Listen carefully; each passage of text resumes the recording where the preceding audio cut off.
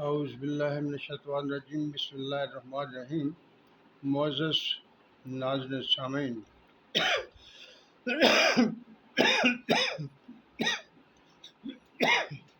معاف کیجیے گا۔ معزز ناظرین سامعین، السلام علیکم۔ بلم بن بعور بنی اسرائیل میں ایک نیک آدمی تھا۔ یہ واقعہ حضرت موسیٰ علیہ السلام کے اس دور کا ہے جب فرعون دریا میں غرق ہو چکا تھا اور موسیٰ علیہ السلام کی قوم مصر چھوڑ کر آ چکے تھے۔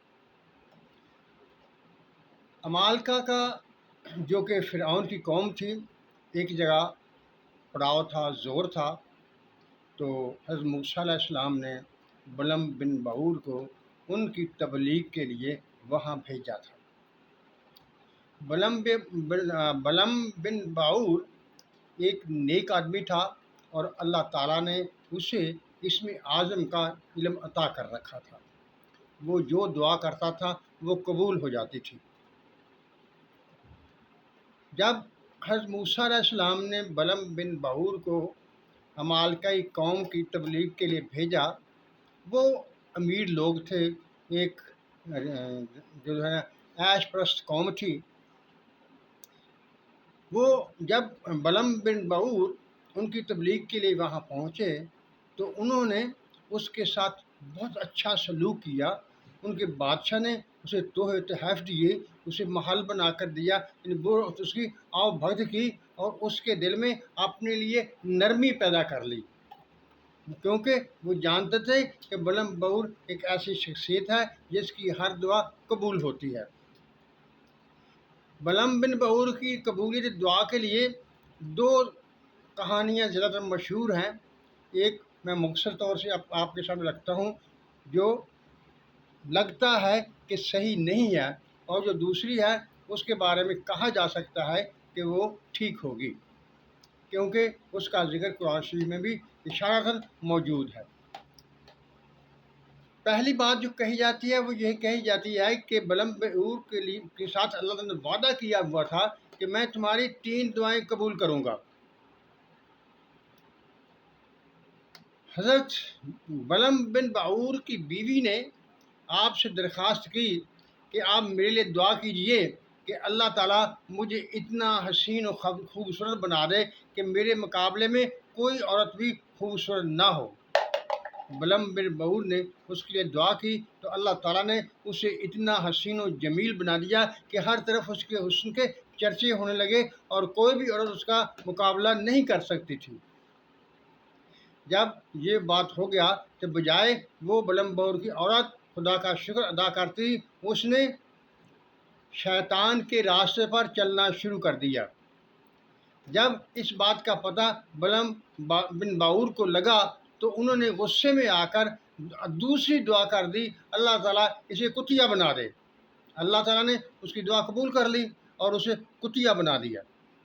جب وہ کتیا بن گئی تو بلم بن بعور کی جو اولاد تھی وہ اپنے باپ سے جھگڑنے لگے اور عرض کرنے لگے کہ اے ہمارے باپ، لوگ ہمیں تانے دیتے ہیں کہ تم کتیا کے اولاد ہو، لہٰذا اللہ سے دعا کیجئے کہ اس کو پہلی حالت پر لوٹا دے۔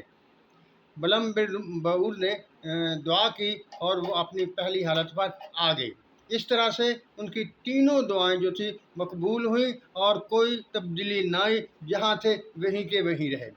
لیکن یہ کہانی قابل قبول نہیں ہے، اس کو تسلیم نہیں کیا جاتا۔ دوسری کہانی جو عبداللہ بن عباس نے بیان کی ہے اس پر اعتماد کیا جا سکتا ہے۔ وہ اس طرح ہے کہ جب بلم بن بعور ان کی تبلیغ کے لیے ان کے پاس عمالقہ کے پاس گئے تو وہ بڑی سمجھدار قوم تھی، انہوں نے بلم بن بعور کو خدمت کرنا شروع کر دی، تحفے تحائف دیے اور ان کے دل میں اپنے لیے نرم گوشہ پیدا کر لیا۔ ادھر سے جب حضرت موسیٰ علیہ السلام کو پتہ چلا تو انہوں نے لشکر کے ساتھ عمالقہ قوم پر چڑھائی کی۔ جب عمالقہ کی قوم کو پتہ لگا کہ حضرت موسیٰ علیہ السلام ایک بڑے لشکر کے ساتھ ہم پر حملہ آور ہونے والے ہیں تو وہ इकट्ठे होकर बलम बिन बऊर के पास गए और कहा कि तुम हज़रत मूसा अलैहिस्सलाम के ख़िलाफ़ हमारे लिए दुआ करो। बलम बिन बऊर ने इनकार कर दिया। वो कहने लगा कि मैं हज़रत मूसा अलैहिस्सलाम के ख़िलाफ़ दुआ नहीं कर सकता। जब उन्होंने ज़्यादा इसरार किया तो बलम बिन बऊर ने कहा कि मुझे कुछ वक्त दीजिए ताकि मैं अल्लाह ताला से पूछ लूँ कि मुझे इजाज़त इसकी मिलती है या नहीं मिलती। तो उसने अल्लाह ताला के हुज़ूर सजदा रेज़ हो गया और अल्लाह से दुआ की, ऐ अल्लाह ताला इस बारे में मेरी रहनुमाई फरमा। तो अल्लाह ताला ने उसे कहा कि तुम्हें दुआ नहीं करनी चाहिए। इसके बाद बलम बिन बऊर ने मालका से ये कह दिया कि मैं दुआ नहीं कर सकता क्योंकि मुझे इस दुआ की इजाज़त नहीं है। क्योंकि वो अमालका जो लोग थे वो बहुत होशियार ज़हीन लोग थे। उन्होंने सोचा कि इसका हल भी निकालते हैं। तो उन्होंने बहुत सा ज़र जवाहर, बहुत से ज़ेवरात, बहुत सा माल मवेशी बलम बिन और की बीवी के ज़रिए उनको दिए। जो बलम बिन और ने वो तोहफ़े उनके कबूल कर लिए। जब वो तोहफ़े कबूल कर लिए, अपनी बीवी कहने पर तोहफ़े कबूल कर लिए, तो बलम बिन बऊर के दिल में उस कौम के लिए नरम गोशा पैदा हुआ। इसके बाद उन्होंने बलम बिन बऊर को दुआ के लिए मजबूर करना शुरू कर दिया।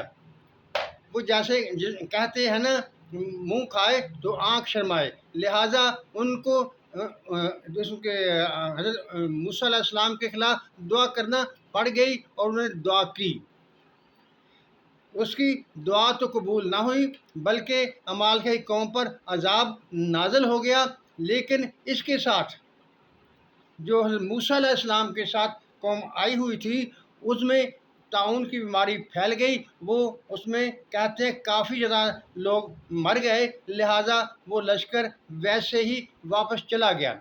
यानी बलम बिन बऊर की दुआ करने से एक तो अमालका पर तबाही नाज़िल हुई और दूसरी हज़रत मूसा अलैहिस्सलाम की जो फ़ौज थी उसमें बीमारी फैल गई और उनमें काफ़ी सारी हलाकतें हुई और उनको वापस जाना पड़ा। मोअज़्ज़ज़ नाज़रीन सामीन, ये कहानी मैंने इसलिए आपके सामने रखी है कि अल्लाह ताला के नेक बंदे जो होते हैं उनसे भी कभी कभी कोताहियाँ वाक़ई हो जाती हैं।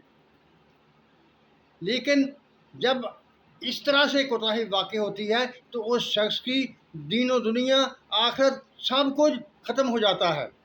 और अल्लाह ताला से दुआ करनी चाहिए कि अल्लाह ताला अपने नेक बंदों को किसी आजमाइश में न डाले। अगर कहीं उन पर कोई आजमाइश आ जाए तो अल्लाह ताला उनकी रहनुमाई करे, उनका हाथ पकड़े और उनको उस आजमाइश में से सही सालत निकाले, उन्हें सिरात मुस्तकीम पर कायम रखे, उनसे कोई कोताही गलती न होने दे। क्योंकि वही मालिक व मुख्तार है, वही सब कुछ करने वाला है, उसकी इजाज़त के बगैर कोई पत्ता तक नहीं हिल सकता। मोअज़्ज़ज़ नाज़रीन सामीन, वो वाहिद मालिक खालिक साहब इख्तियार है। हर वक्त उसी से डरना चाहिए, उसी से उम्मीद रखनी चाहिए और कोशिश करना चाहिए कि उसे हर वक्त उससे उम्मीद रखें, बल्कि ईमान हद तक उस पर ईमान रखें और ये जानते रहें कि वही कारसाज है, वही हर काम को करने वाला है, उसी की ताकत से हर काम होता है। मोअज़्ज़ज़ नाज़रीन सामीन, अल्लाह ताला हम सब पर अपनी रहमत की बारिश करे और हमें सही रास्ते पर सिरात मुस्तकीम पर कायम रखे। आमीन। अल्लाह हाफ़िज़।